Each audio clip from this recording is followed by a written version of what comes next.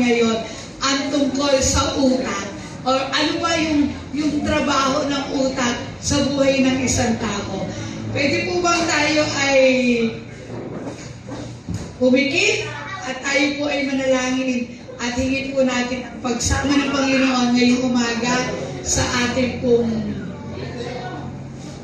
sa kanyang mga salita na ating pong pag-aaralan. Panginoon, marami pong salamat ngayong umagang ito. Lord, dalangin po namin sa iyong mga salita na aming pong pag-aaralan. Ito po ay tumimo sa aming puso, sa aming isip, na babago ng aming mga buhay. Babago, Panginoon, ng bawat desisyon. Babago upang ang aming kinabukasan ay mas maging maganda.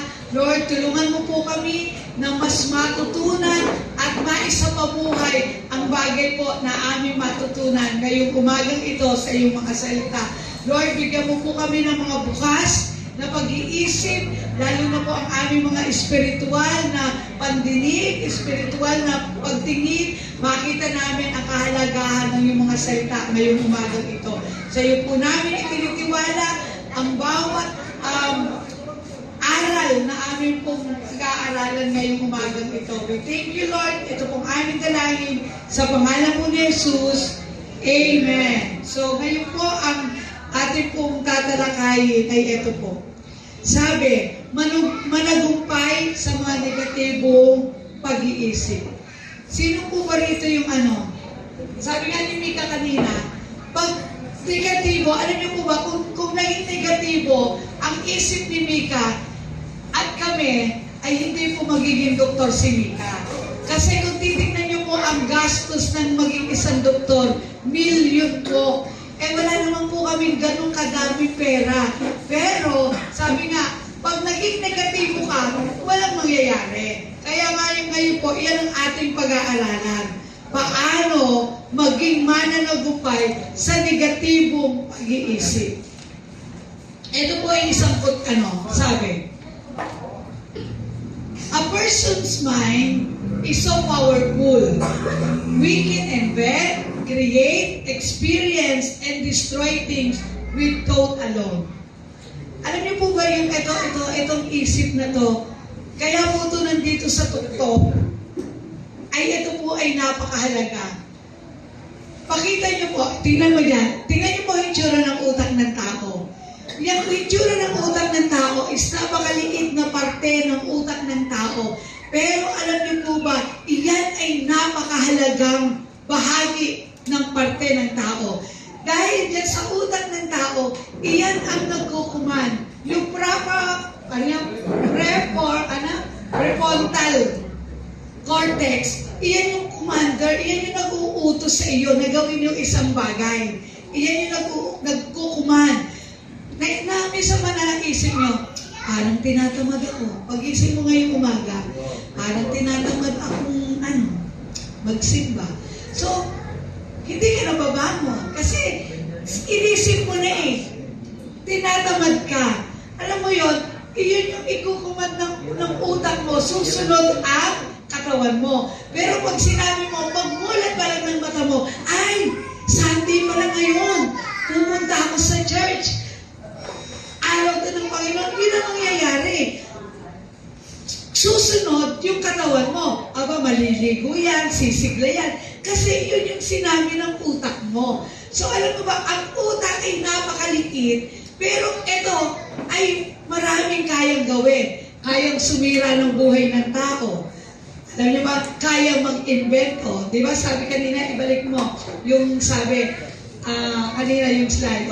A person na is so powerful, napakamakapangyarihan, nakaka-invento, nakakagawa, may karanasan, at kayang sumira, at alam mo yon, kayang pumatay. Alam niyo po ba? Sige nga, alam niyo ba yung sinalvage nung nakaraan na mag-asawa?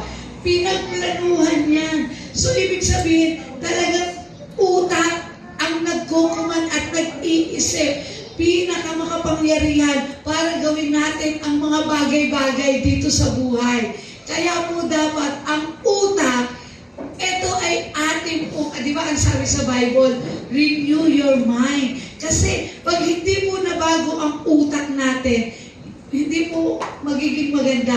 Yung mga negatibong bagay, hindi maaalis yan. So, kailangan po nating tanggalin kung ano po yung mga pangit na sumisira po sa ating mga diskarte o pag-iisip. Sabi ito, ano po ba? Anong mga bagay ba ang sumisira daw sa pag-iisip? Meron na ba kayong karanasan ng parang litong-lito ka, hindi mo alam ang gagawin mo? No? Hindi mo alam kung tama ba itong gagawin mo, ito yung decision. So, kadalasan, ito yung sumisira sa pag-iisip. Tatlo po yan. Depression, stress, and anxiety. Noon po, talagang hindi ko maintindihan. Parang iisa lang yan.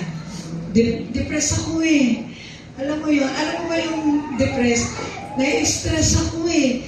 Alam mo, anxious ako, anxiety ako eh. So, ito po yan.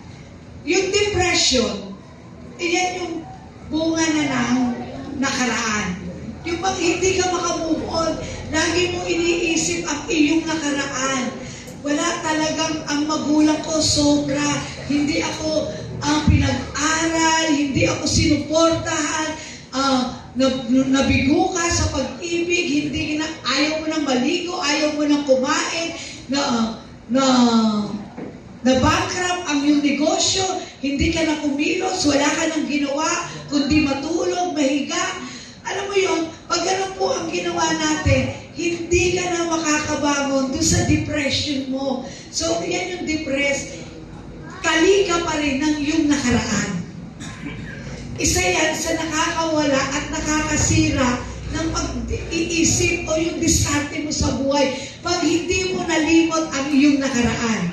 Kaya yung depression, alam mo, sabi ng Panginoon, di ba, meron, kaya po ang aking ginagawa ay kinakalimutan ko ang mga nakaraan. Kasi pag hindi mo kinalimutan ang nakaraan mo, maniwala po kayo, hindi kayo makakatungo doon sa iyong patutunguhan.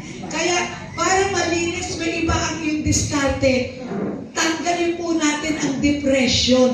Kasi isa yan sa sumisira. Sa tuwing maaalala mo yung mga hinanakit, mga pasakit, mga nakaraang mga karanasan mo na hindi maganda, hanggat hindi po natin nalilimutan yung depresyon o mga ano natin sa buhay, hindi po tayo kayang magpatuloy. Kaya mag-move on na po tayo. Amen po ba? Nawalan ka ng mahal sa buhay, tinakwil ka ng iyong mga kamag-anak, aba, yung mahal mo sa buhay mo, masaya na sa langit, ikaw nalulungkot pa rin, luging-lugi. No po? Kaya kung gusto natin umayos ang ating pag-iisip, ang depresyon ay ating pong labanan at kalimutan. Amen po ba? Kalimutan na ang nakaraan. Favorite song ko yan. Kailangan po natin kalimutan ng mga nakaraan. Kasi hanggat hindi tayo nakakalimot sa ating mga nakaraan, hindi tayo makakatungo doon sa ating paroroonan. Kaya po, iwaksin natin, tanggalin natin yan kasi iyan ang sumisira. Ito po yung pangalawa. Stress. Sino stress ngayon? Wala kasing pambili ng damit pa ang mga anak ko. Pasko ngayon, di wala man lang kaming hamon na uwi sa bagoong.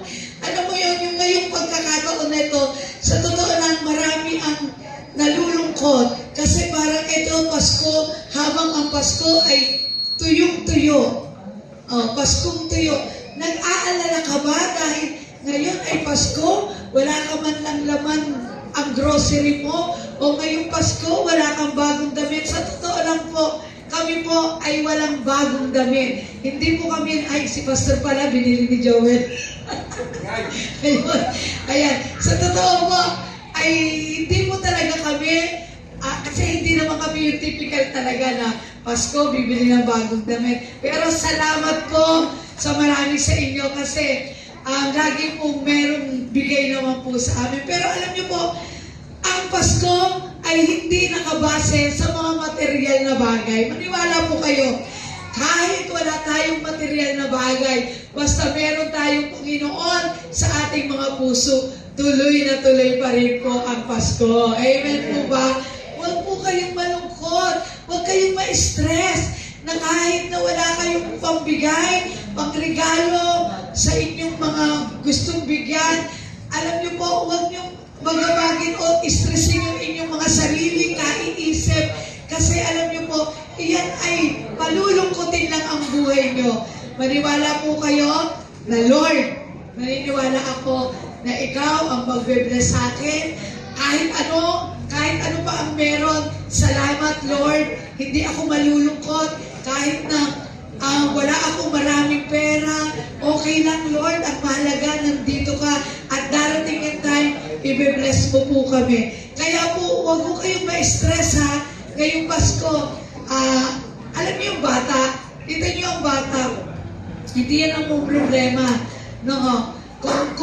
Kung ano ang meron sila, basta alam nila, bibilan sila ng nanay nila.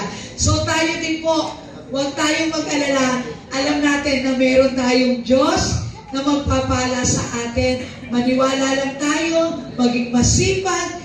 At alam niyo po, basta huwag kayong magpapaka-stress. Kasi pag na-stress kayo, maniwala po kayo, wala na rin ang diskarte nyo. Lalo kayong hindi makakadiskarte sa buhay. O ito yung pangatlo na sumisira. Anxiety. Ano yan eh? Yung tatlong salita niya, kung titignan mo, parang pare-pareho. Pero yung anxiety, yung anxious, alam mo yung inaalala mo pa, o natatakot pa, para sa kinabukasan, yung mangyayari pa. Ano nga kaya?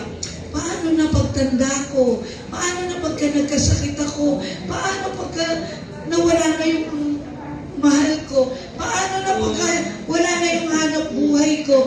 Paano na, alam mo yun, hindi pa nangyayari, natatakot ka na. Alam niyo po ba, iyan ang minsan nilalagay ng isip ng kaaway, yung mga negatibo. Hindi pa nangyayari, inilalagay na sa utak mo para ikaw ay matalo. Alam niyo po ba, kaya ang utak is battleground po yan. Ang isip natin, dito yan, labanan. Alam niyo yung, ring? Ang utak ay parang ring po yan sa buhay natin. Ang kaaway, pilit at pilit na lalagyan at lalabanan ka ng mga negatibong isip. Pero dapat tayo, hindi tayo pumapayag. Hindi tayo, lagi tayo nananagumpay. Alam mo yun, nagkasakit ka, sumasakit halimbawa itong balakang mo o ano, kung ano-ano na iniisip mo, baka ako meron ng sakit sa bato, o baka ako inisip mo na lang, nalungkot ka na lang, nalungkot. Wala kang ganang kumain. Sabi nga, meron na diagnose. Sabi nga doon sa isang doktor na aking nadaluhan, ang sabi niya, noon daw, nawala ng gana ng pagkain, pero kumakain. Ngayon, na-diagnose ng doktor, ikaw ay may sakit sa kidney. So, mula nung, tatay ko na lang. Ang tatay ko, nagkasakit sa kidney. Nung malaman niya na sinabi ng doktor na 9% na lang daw ng kanyang kidney ang gumagana. Alam niyo po ba, lalong nalungkot ang tatay ko. Kasi nung hindi niya alam na yung kidney niya ay 10% na lang pala, noon naman, magana siyang kumain. Lumalabas pa. Pero nung nalaman niya na 9% na lang, almost 10 kasi 10% 9%, lalo nang nalungkot ang tatay ko. Hindi na lumalabas ng kwarto, humina ng kumain. Kasi alam niyo po, nag-command yung kanyang isip na, may sakit ako, 9% na lang. Sobra pong nalungkot lalo ang tatay ko. Mas lalo pong nanghina ang tatay ko. Buti nakadalo kami kay Dr. Atoy. So, nagbago yung kanyang isip. So, nalabanan yung kanyang lungkot, nalabanan yung kanyang pag-aalala. Pero ang totoo naman po talaga is maano na lang po, konti na lang talaga yung gumagana niyang kidney. Kaya nung kaduluhan, kailangan na po talagang i-dialysis ni tatay. Pero alam niyo yung kaibahan, nung panahong hindi niya iniisip yung kanyang sakit, okay naman po siya. Pero dahil nung inisip yung kanyang sakit, lalo po siyang lumala at lumala. Kaya alam niyo po, ang laman ay nasa isip lang. Ngayon po si tatay, okay man. Kumbaga, siya po ay nanunumbalik ang kanyang lakas, nililinis 2 beses 1 linggo ang kanyang dugo. Pero kung hindi po si tatay na dialysis, baka po siya ay nasa piling lang rin ng Panginoon. Pero salamat, kasi yung isip na bago. Alam niyo po ba, ayaw magpa-dialysis ng tatay ko? Ang sabi niya, okay na, kahit anong mangyari, mamatay na. Kung mamamatay, di makikita na lang din sila ni Lord. Pero alam niyo po ba, dahil nabago ang isip ni tatay, ngayon, buhay pa si tatay. So, nasaan po ang pagbabago? Andito po sa isip. Kaya po, yan tatlong yan ay ating pong iwawaksi dapat sa ating mga isip. Tignan po natin itong verse. Ulitin po natin ha. Ano ang tatlong bagay na sumisira sa isip ng tao? Unang-una, ano po? Depression. Pangalawa, stress. Pangatlo, anxiety. Ito ang salita ng Diyos para yung tatlong yan ay mawala. No po, dahil may pangako ang Diyos sa atin. No, kaya kung iyan ang laman ng iyong utak, yan ang laman ng iyong puso, yan tatlong bagay na yan, meron ka.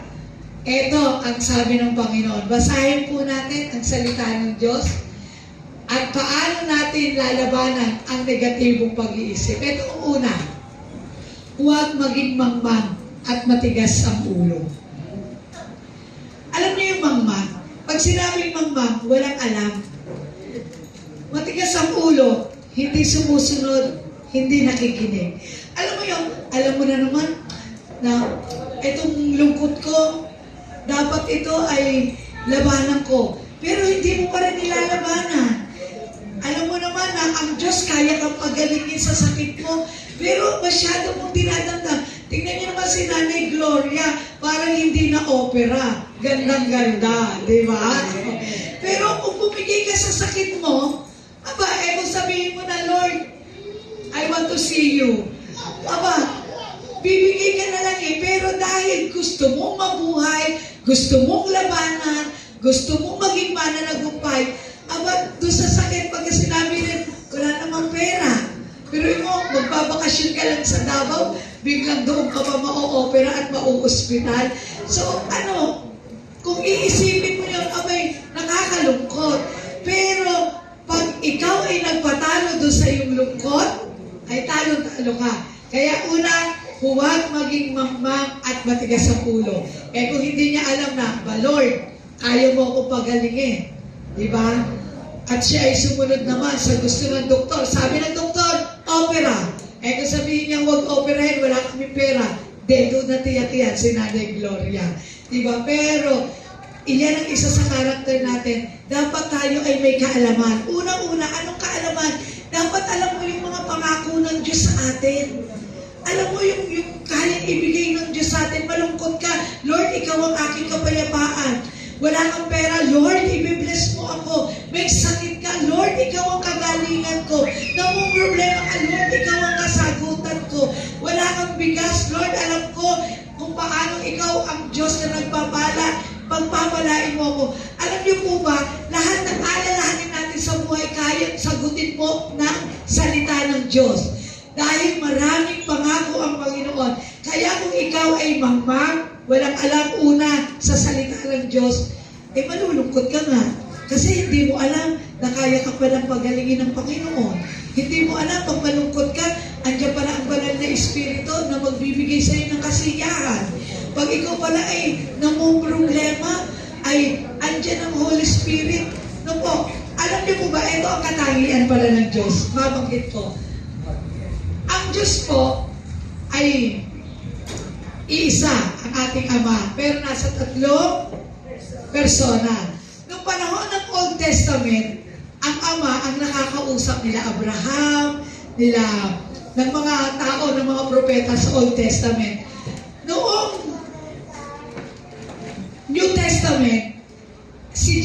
Christ ay ipinadala dito sa lupa. Yun na yung kaya may Pasko. Si Jesus Christ, yung anak, na nakasama ng mga disciple. Kung si Jesus Christ ay namatay, ipinako sa krus, at sabi ng Panginoon, ako'y aakyat pero ako'y may isusugo. Sino yung isinugo niya? Holy Spirit. So, ang kasama natin ngayon ay ang Holy Spirit. Ang Holy Spirit ay Diyos. Pag ikaw ay malungkot, Holy Spirit, sobrang lungkot ko. Bigyan mo ako ng kapayapaan. Tawag, manalangin ka. Ang Holy Spirit ang kasama natin. Siya ang gagawa at kikilos. So, kaya huwag kang malungkot, hindi ka nag-iisa. Sasabihin ko, parang walang Diyos. Hindi po. Meron tayong banal na Espiritu na laging nandito sa tabi mo. Masaya ka. Ang Panginoon ang nagbibigay sa iyo ng kaligayahan na hindi kayang malirip. Kaya kung ikaw ay may sakit at ikaw ay kabadong-kabado, ang Holy Spirit ang magpapakalma sa iyo. Yan po ang trabaho ng banal na Espiritu sa ating buhay. Siya ang ating kaagapay. Amen po ba? Kaya hindi ka nag-iisa. Kaya ngayon ito, meron tayong kakampi na labanan at baguhin ang mga negatibo. Kaya huwag kang maging mangmang. Alam niyo po ba, sabi nga ni Mika, nung kinakabahan, anak, do your part and let God naman ang bahala sa iba.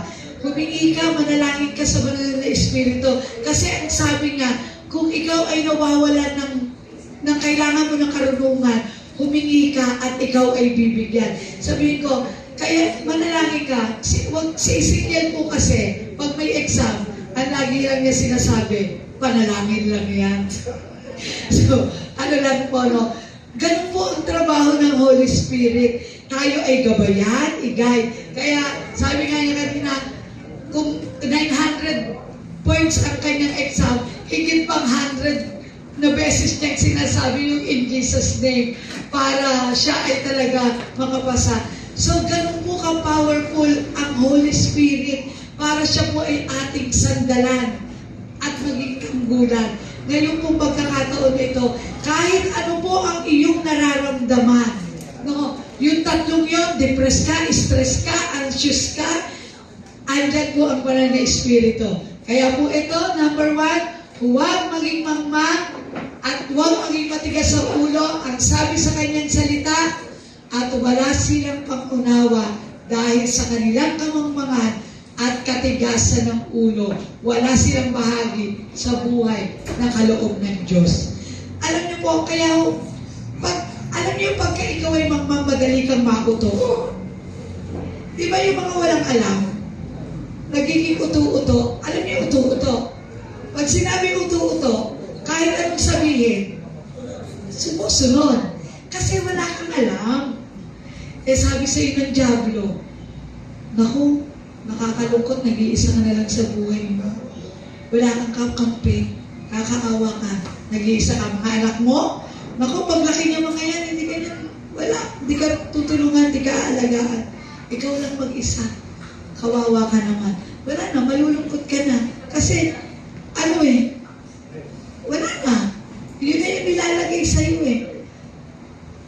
Kabataan ka, naku, Jeremy, wala ka. Sasabihin sa iyo, walang mangyayari sa buhay mo, tambay ka, wala kang mapinag-aralan. Diba? Pero, yan ang isisiksik sa'yo. Pero dahil, alam mo, sabi ni Lord, mahal ako ni Lord. Espesyal ako, sabi ni Lord. Kaya, magagawa ko ang maraming bagay. Kayang baguhin ni Lord ang buhay ko. Dahil alam niya yon, hindi siya papayag. Pero, dahil yung marami na sasabihin, isisiksik sa isip niya, kung hindi mo alam na merong ganun ang Panginoon sa iyo, wala ka na. O sasabihin ako, wala ka ng pag-asa sa buhay.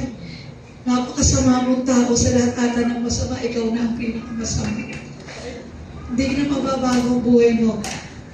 Kung hindi mo alam, na alam mo ba, mahal na mahal ka ng Panginoon, kayang baguhin ng Diyos yung buhay mo na pangit, gagawin niya maganda.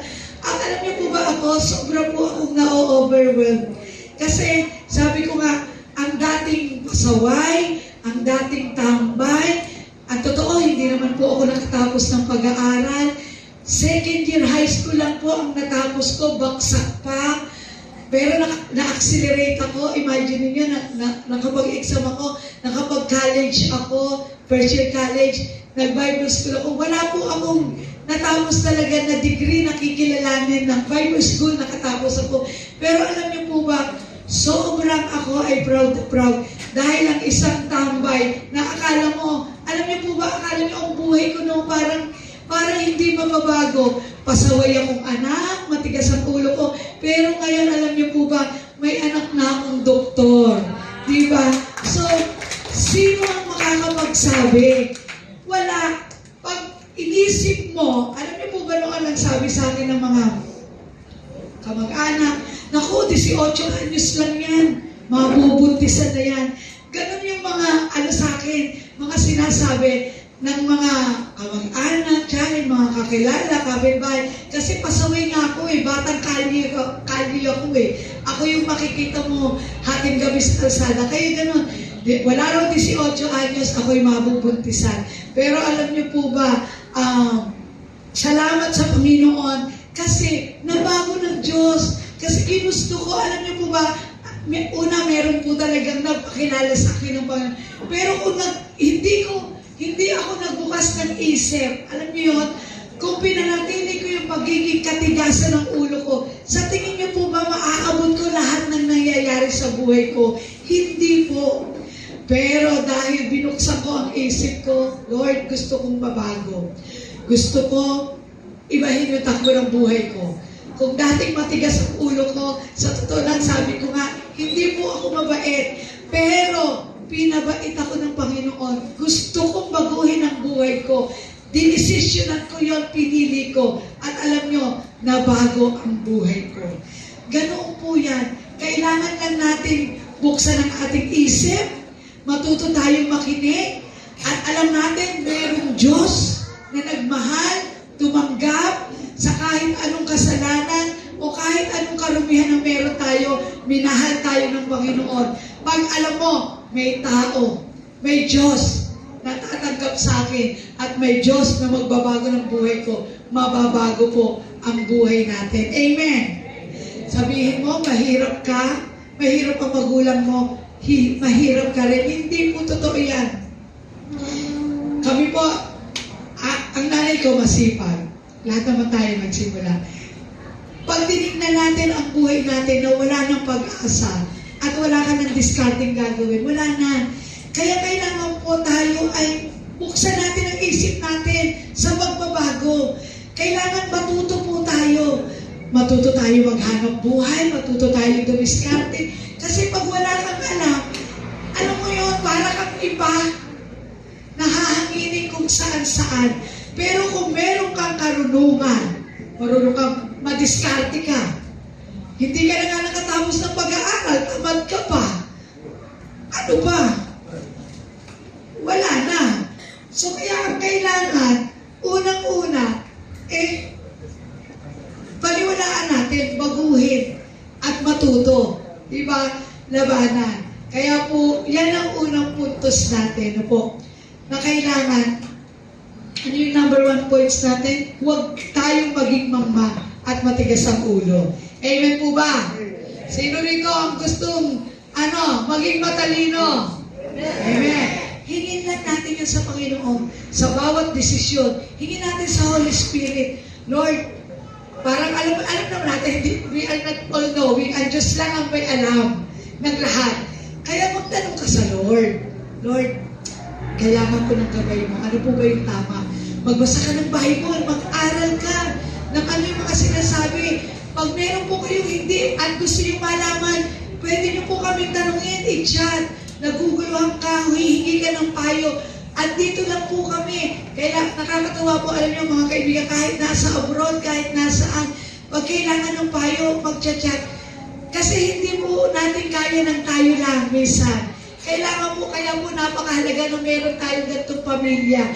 Napakahalaga ng church.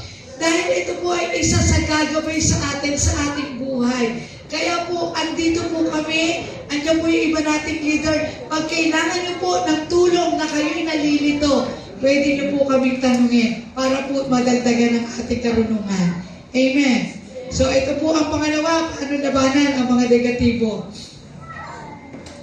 Sabi, iwaksi at labanan ang mga negatibo. Negativity. Basahin po natin ang verse. Sinisira namin ang lahat ng pangangatwiran at pagmamataas laban sa kaalaman ng Diyos. Binibihag namin ang lahat ng isipan upang maging masunurin kay Kristo. Alam niyo po, lahat ng mga negatibong bagay dyan sa isip natin, pag nandyan lang yan, iyan yung lalabas nga sa ating mga gawa. Meron po tayong kailangan gawin. Iwaksi. Labanan ang negatibo. Di ba sabi ko nga, battle yan. Labanan po natin. Sabi nga dito, binibihag namin ang lahat ng isipan upang maging masunurin. So, hindi ka, alam mo yon, hindi ka tamilmil. Sabi ko nga, huwag po tayong magpatalo sa isipang na negatibo. Lalaban po tayo. Dito maraming sample. Si Letlet, single parent. Mayroon 3 anak. Aba, wala nang asawa. Sumakabilang bahay. Diba? So, aba, ikaw na ang iwanan. May 3 anak na ipakainin, paaralin. Abay, kung iisipin mo, alam niyo po ba kung bakit marami ang nagbibigti? Yung hindi nila nakakayanan. Yung sobrang depresyon. Pero alam niyo po ba, kailangan nating iwaksi. Labanan. Kasi pag hindi po natin nilabanan, yung mga negatibo dito sa isip natin, tatalunin talaga tayo. Alam niyo, yung utak kaya bumibigay.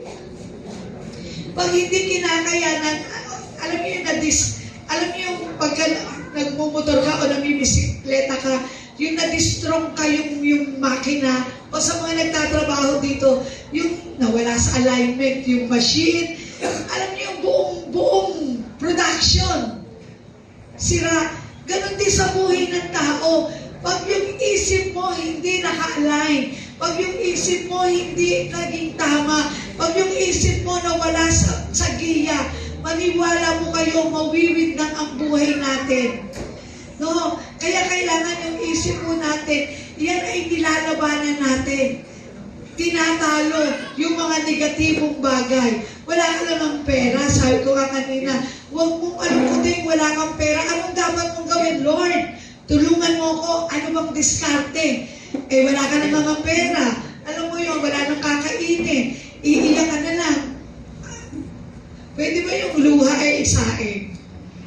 So, kailangan po ang blessing, hindi po tayo huwagtamad, hindi po bumabaksak. Oo, gumagawa ang Diyos ng paraan, sa paraan. Pero alam niyo po, tayo ay binigyan ng talino, binigyan ng lakas, binigyan ng diskarte. Sinasamahan po yan. Ang pananampalatayang walang gawa ay patay. Kaya po kailangan nating labanan. Ano ba yung mga negatibo? Labanan mo.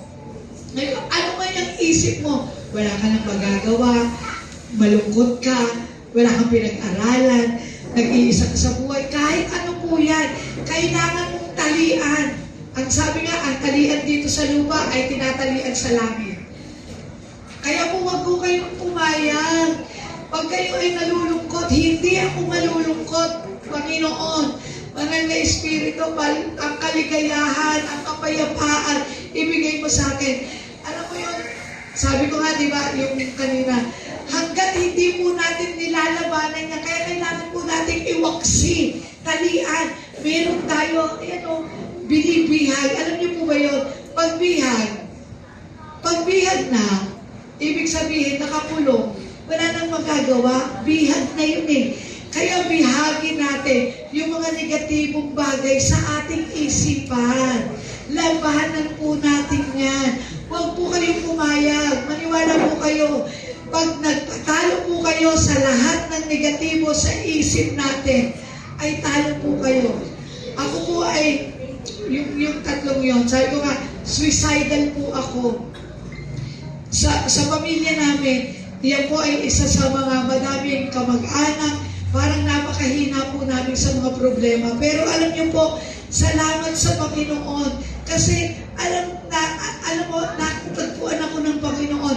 At alam ko, ang Diyos ang nagbigay sa akin ng lakas na mabago, na maging mananagumpay. Kaya, alam niyo po, yung kanta ng mga bata, tapakan mo siya, dulugan mo siya, at kebutan mo pa, huwag titigilan. Alam mo, lahat po ng masasamang isip, negatibo, huwag tayong pumayag na magpakontrol dyan. Kasi, di ba sa nga, yung kinukontrol po ng utak ang buong katauhan natin. Kaya po sana yung pangatlo, iwaksi po natin at labanan ng mga negatibo. Amen po ba? Sasabihin sa'yo ay ikukuman ng isip mo. Hindi ka makakatapos, hindi ka yayaman, hindi ka nagagaling, hindi na magiging maayos ang buhay mo. Iwaksi po natin lahat ng mga negatibong binibigay ng ibang tao, ng isip mo. Minsan, alam niyo po ba, sarili mo na din yun ang pinakamahirap. Alam niyo po ba, ang kalaban natin, sarili natin. Pinakamahirap na kalaban ng sarili.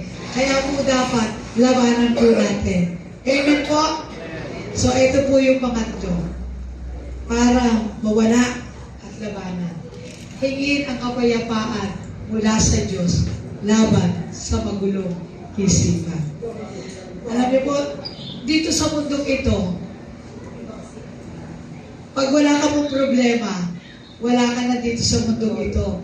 It means habang nandito ka sa mundong ito, maraming negatibo, maraming problema, maraming pagsubok, marami ka pa rin kakaharapin. Habang tayo po ay, alam niyo, pansamantala lang naman tayo dito.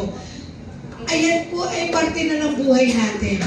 Kaya po, kung ikaw man ay puno ng kanegatibuhan sa iyong isip, ang pangatlong step natin, hingin natin sa Diyos ang kapayapaan mula sa Diyos laban sa magulong isipan. Ito po ang isa sa pangako ng Panginoon. At sabi sa kanyang salita, huwag kayong mabalisa tungkol sa anumang bagay. Sa halip ay hingin ninyo sa Diyos ang lahat ng inyong kailangan. Sa pamamagitan ng may panalangin, may pasasalamat.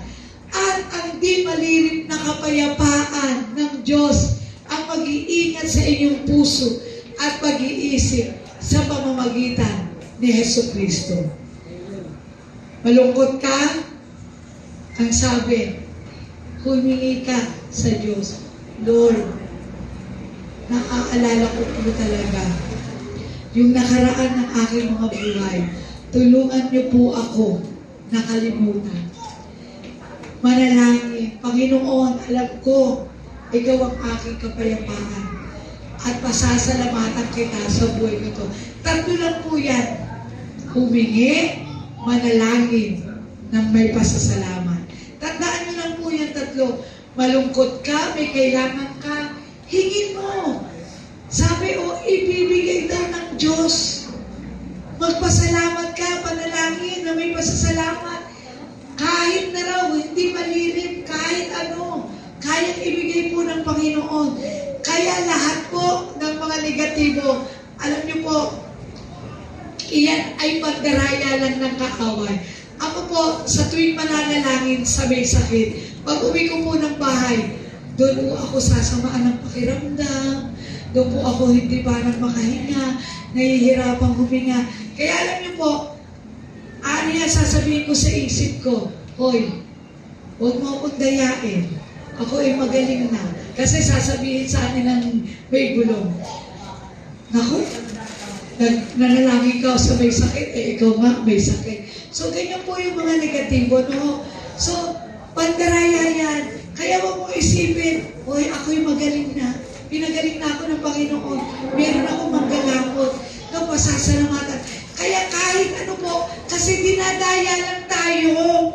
Alam nyo, huwag tayo magpauto. Di ba? Kaya yung kailangan marunong. Kasi dadayain po tayo ng kaaway. Sa buhay po natin ito, ang laban natin, pananampalataya, paniniwala sa bagay na hindi natin nakikita. Kaya po kailangan nating lakasan, tibayan ang ating loob, maniwala na mayroong Panginoon na ating hihingian ng maraming bagay na kahit ano pa po, kayang ibigay ng Diyos. Manalangin lang tayo at magpasalamat sa Kanya. Kaya pong tugunin ng Diyos lahat ng problema natin sa buhay. Amen po ba? Kaya ngayong umaga po ito, ano ba ang pinoproblema mo sa buhay mo? Problema mo pa ba ang nakaraan ng buhay mo? Mag-move on ka na.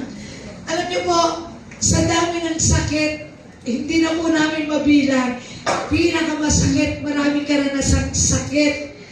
Ang maiwan ng minamahal, ang ma-broken hearted, ang ma-down ang negosyo, matanggal sa trabaho, matalo. Pero alam niyo po ba, pag tayo ay nagpadaig, kung ako ba ay nagpadaig sa lahat ng depresyon na aking naranasan, kung ako ba ay nagpadaig sa stress, alam niyo po ba dumating kami sa punto na ayokong gumising dahil marami akong pagkakautang, baon ako sa pagkakautang.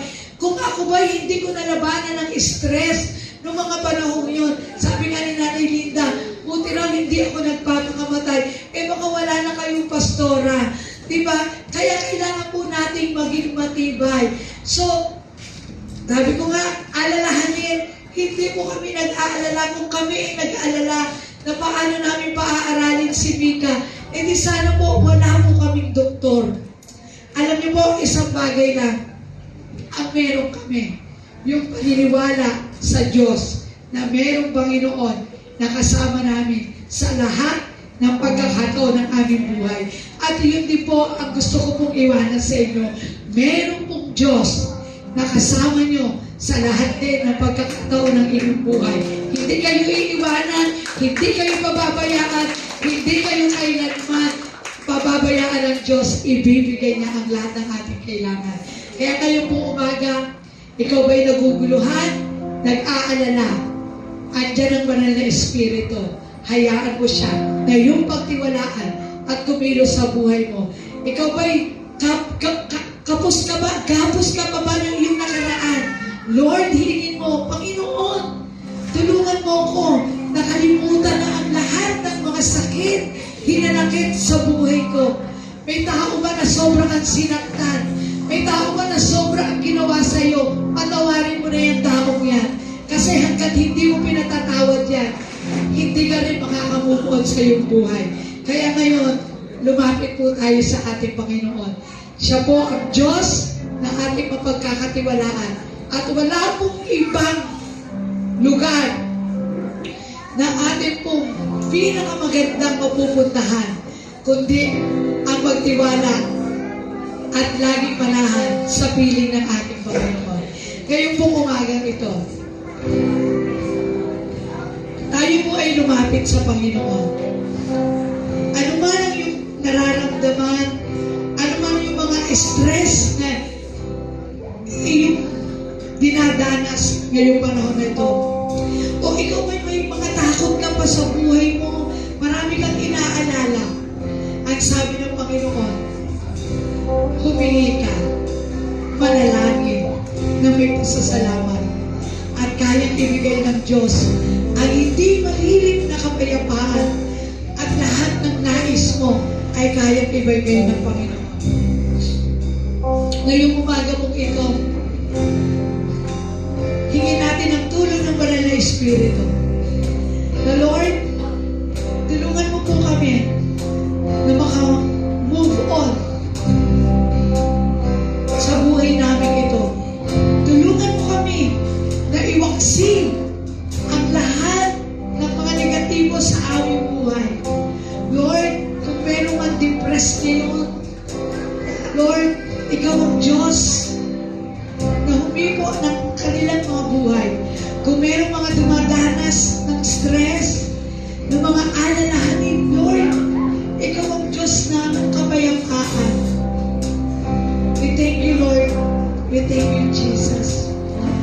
magkaroon po tayo ng personal na paglapit sa Diyos. Alalahanin mo, kung meron mga tao na sobrang ang dinaw, may mga tao na sobrang pagmaliliit ang ginawa sa'yo, may mga tao na sobrang sakit ang ginawa sa'yo, mag-release tayo ng pagpapatawad. Kung meron ka mga karanasan na hindi maganda, pinakamapait, Lord, sa'yo namin tinitiwala natin.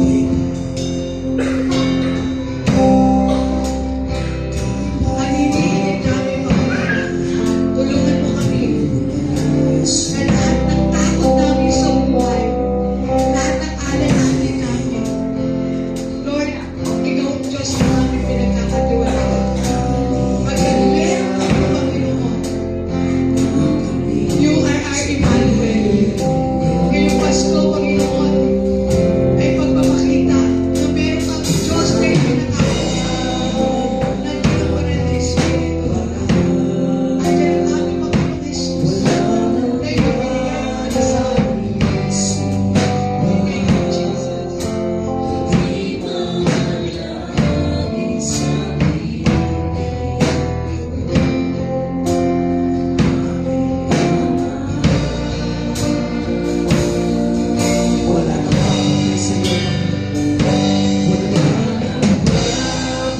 Tayo ang lahat ay tumayo. Ngayong umaga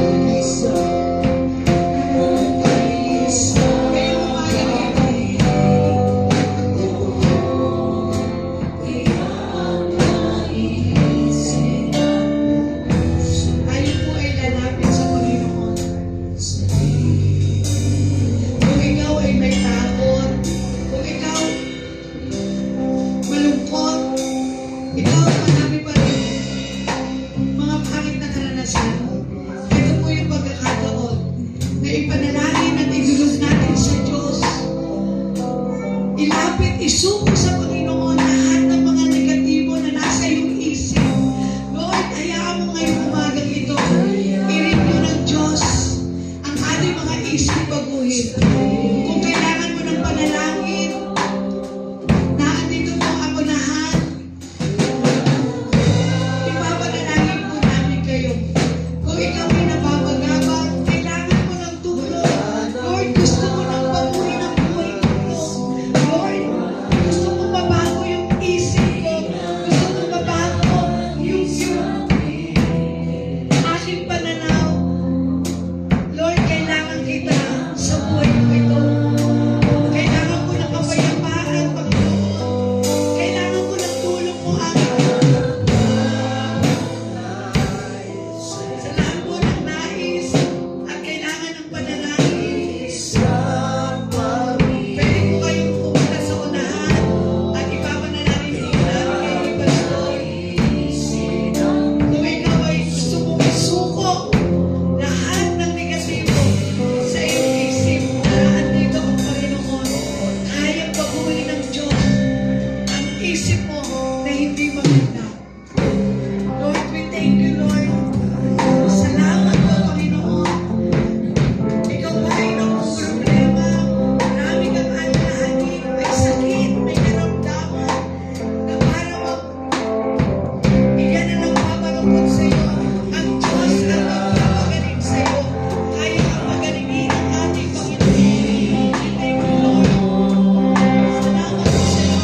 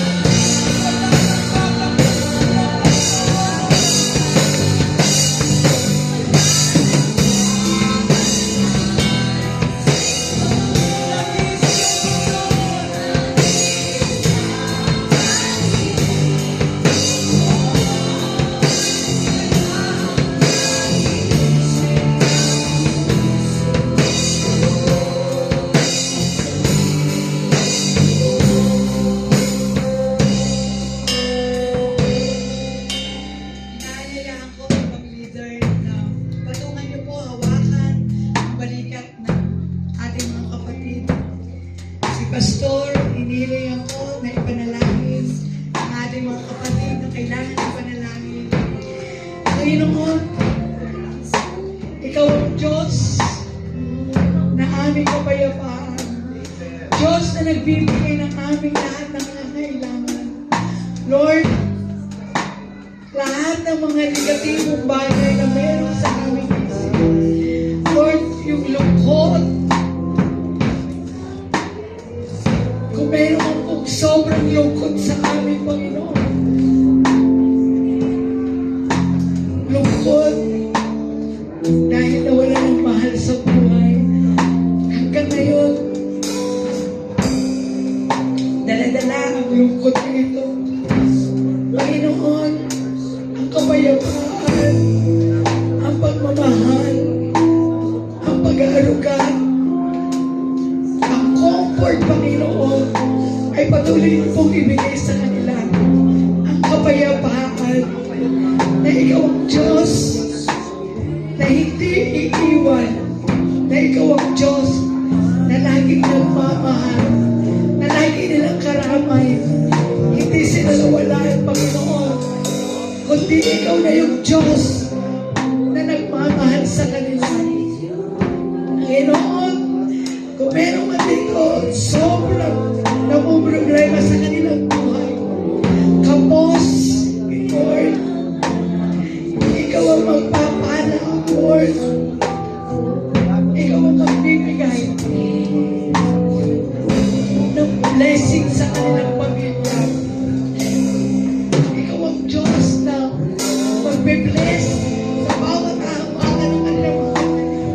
Naniniwala kami na Ikaw ang Diyos na aming mayaman. Pagpapalain mo sila. Kung meron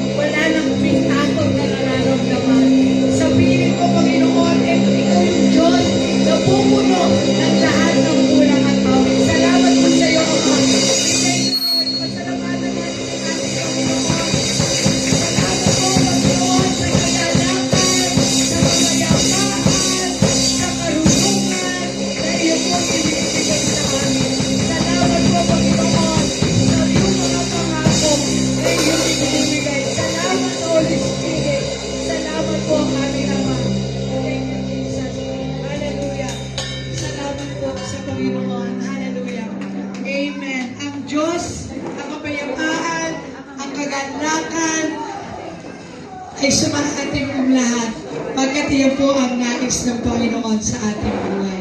Minsan ba po nating palakpakan ang ating